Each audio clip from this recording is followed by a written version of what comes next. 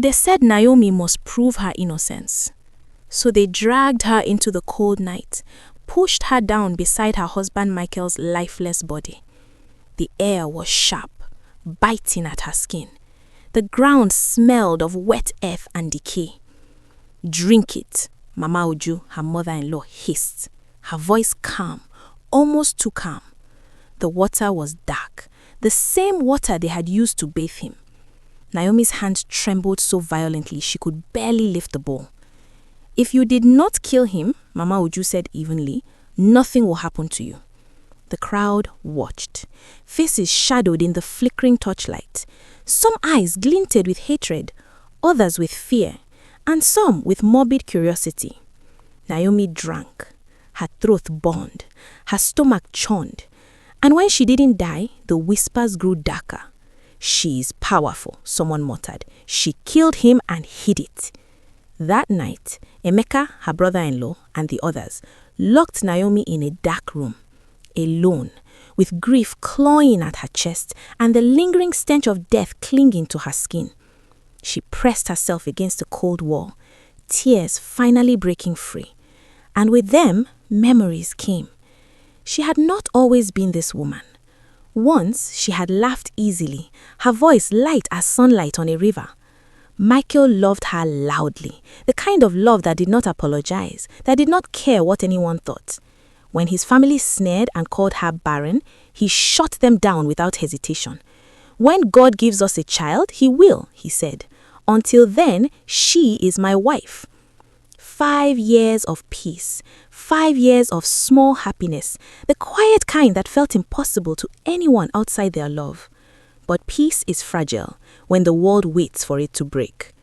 The day Michael died, all the lies, all the jealousy, all the hatred finally spilled from their mouths.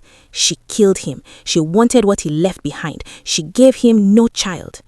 Before Naomi could even understand, tradition rose up like a tidal wave and took everything from her. Her name, her dignity, her voice. The village watched, and worse, they agreed. She pressed her palms together, whispering in the darkness, "God, even if nobody believes me, please remember me." The drums began outside, slow, ominous, unyielding. The shadows in the corners stretched longer. Her chest tightened. And in that moment, Naomi realized something terrifying. This was only the beginning. Morning came without mercy. Naomi was pulled from the dark room before sunrise, her body aching from the cold floor and a night without sleep. The drums had stopped, but the watching had not. Women surrounded her. Older women she once greeted with laughter at her wedding, now their faces were sealed shut by duty. "This is how it is done," one said. They did not wait for her to respond. Her clothes were stripped away and replaced with rough mourning rags. Hands yanked her hair back. Blades followed. They shaved her head quickly, carelessly. Clumps of hair fell into the dust.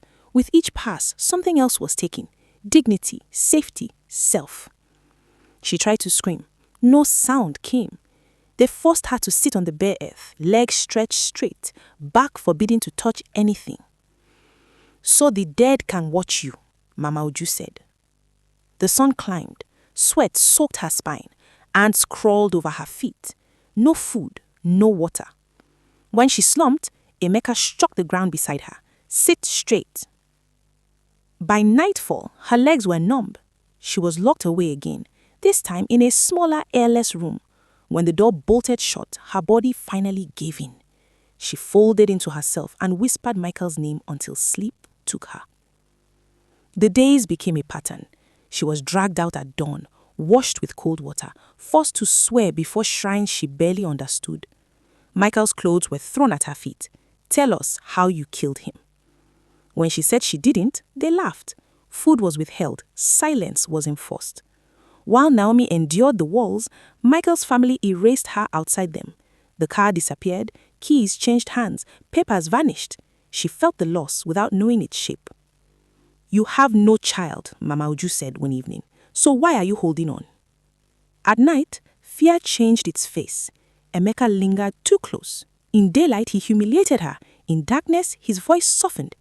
"If you want this to end," he whispered. She recoiled. The next day was worse. Other men came, elders, smiling gently, threats hidden inside advice. Her family tried.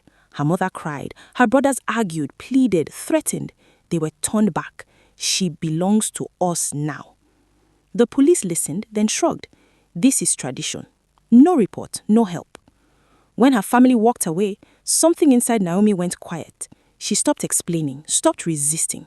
Her body thinned, her eyes dulled. They had not killed her. They had simply emptied her. And the village whispered, she no longer fights. One evening, as she lay barely conscious, a voice outside the compound asked, "Where is my friend's wife?" And for the first time in weeks, the world shifted. Where is my friend's wife? The question cut through the compound in full daylight. Conversation stopped. Heads turned. The afternoon sun pressed down as the man stepped forward, tall, calm, dressed in a dark, well-fitted suit that marked him as someone from the city. He stood like he had nowhere else to be. Mama Oju's eyes narrowed. "Who are you?" "I am Michael's friend," he said. "I came for Naomi." A ripple of murmurs moved through the women. "She is in mourning," Mama Oju replied sharply. "You should leave." "I'll wait." Something in his voice made the courtyard uneasy. Inside the small, airless room, Naomi heard it. A man's voice. Not harsh, not cruel, not familiar. Her heart jumped hard against her ribs. Emeka stepped forward. "She is not fit to see anyone." The man didn't raise his voice. He adjusted his cough slowly. "Then bring her out." Silence fell. "She belongs to us now," Mama Oju snapped. "Her husband is dead." "So is my friend," he replied evenly, "and I would not let his wife vanish in silence." The door was opened. Light flooded the room. Naomi blinked, shielding her eyes. Hands pulled her forward. Her legs shook as she stepped into the courtyard, thinner than before, head shaved, wrapped in faded cloth. She saw him. For a moment, she thought she was imagining it. Then her knees buckled. She collapsed. Panic erupted. "Water! She's dying! Lift her!" The man moved instantly. "She needs a hospital, now." "This is tradition," Mama Uju began. "She's unconscious," he cut in. "If she dies here, this village will answer for it." That did it. A car was brought. By the time they reached the city hospital, Naomi had not woken. Doctors moved quickly. Blood was drawn, IV fluids were hung, Naomi was cleaned, weighed, monitored. Hours later, the man stood outside the ward as a doctor approached. "She's stable," the doctor said, "but her body has been through a lot." He nodded. "Explain." "We ran routine tests on Naomi. Her blood work shows severe dehydration, prolonged starvation, and extreme stress." She paused. "And there's something else." His eyes sharpened. "What?" "She's pregnant." The words settled heavily between them. "But that's not all," the doctor added carefully. "Some results suggest she may have been exposed to something unusual."